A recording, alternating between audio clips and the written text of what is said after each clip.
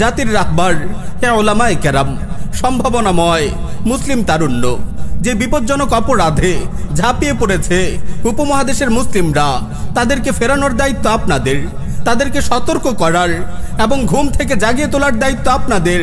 এরপর অনুগ্রহ ও সম্ভাবনার সব দুয়ার বন্ধ হয়ে যাবে।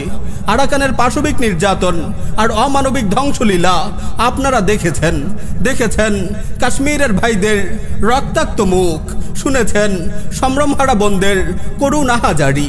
সেই দিনের অপেক্ষায় কি আপনারা বসে থাকবেন?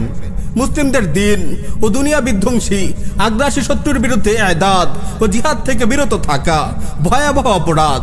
তিক্ত হলেও সত্য, যুগ যুগ ধরে আমরা আলিম আওয়াম সবাই মিলে এই অপরাধ করে আসছি।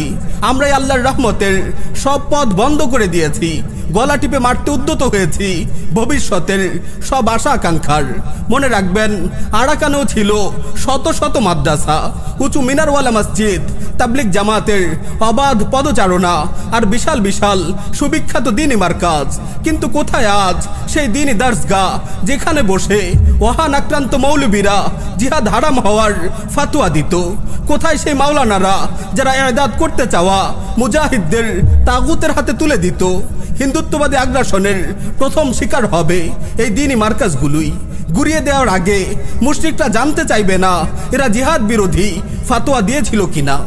প্রিয় ভাই ও বোন, সচেতন হতে হবে আমাদের, নিজেদের প্রস্তুত করতে হবে বিভীষিকাময় দিনগুলোর জন্য।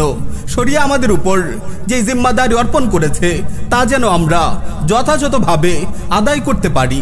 সব সময় এই চেষ্টা দোয়াই হওয়া উচিত আমাদের দৈনন্দিন জীবনের নিত্য সঙ্গী।